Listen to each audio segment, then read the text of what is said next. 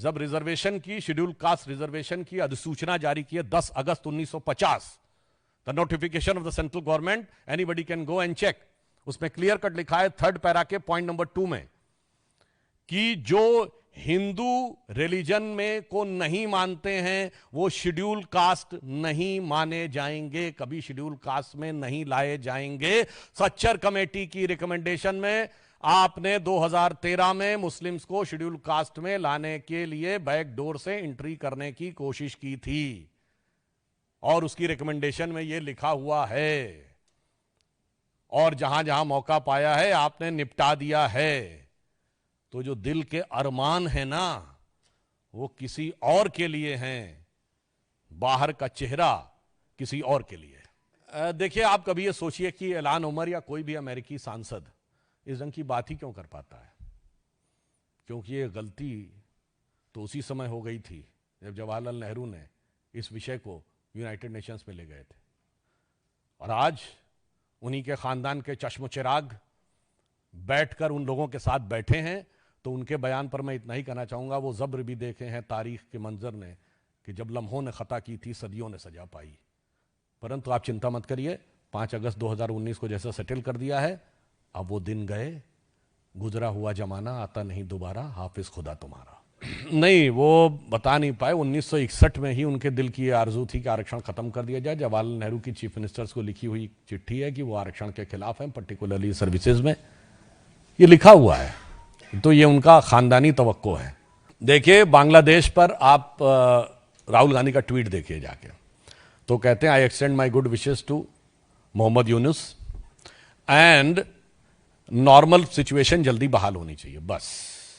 ठीक है, ना कहीं अत्याचार का बात है, ना कहीं हिंसा हो रही है, कोई ऐसा वर्ड नहीं है। और हमास पे जाके ट्वीट देखिए, ह्यूमैनिटी की किलिंग हो रही है, हजारों बेगुनाहों को मारा जा रहा है और इन सारी चीजों को खत्म होना चाहिए। ये क्या बात है भाई। और मैं एक चीज और कहना चाहता हूं कांग्रेस वालों से, अच्छी तरह बांग्लादेश की घटना से याद करिए।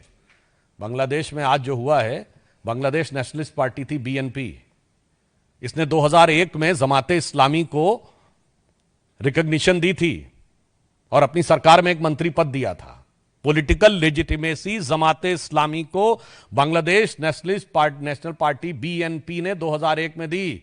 आज कहां है बीएनपी? सिर्फ जमात है या फौज है?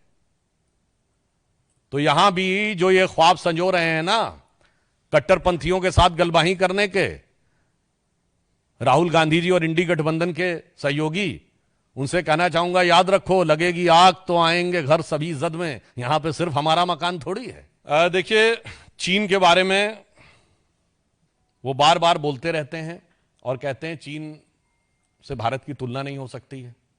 पर मैं राहुल गांधी से पूछना चाहता हूं कि उन्होंने क्या मिस्टर ली फॉन्ग शू का नाम सुना है?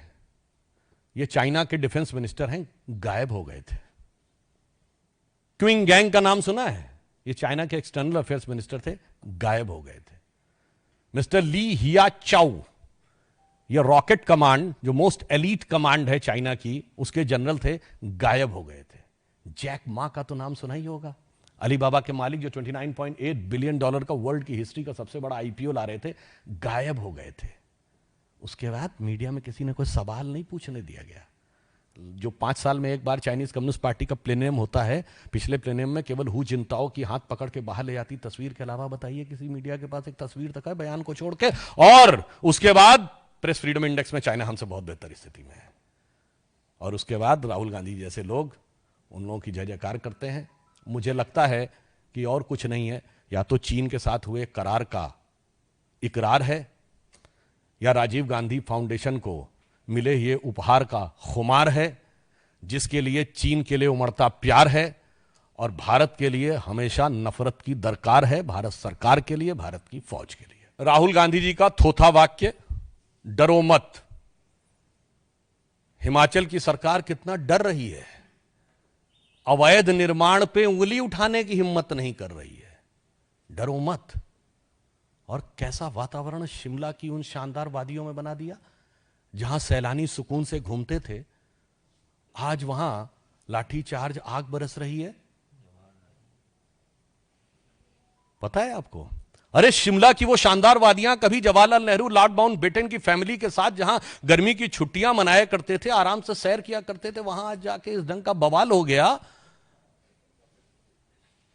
फिर भी कह रहे हैं डरो मत। कहां से कहां आपने हिमाचल को पहुंचा दिया। जी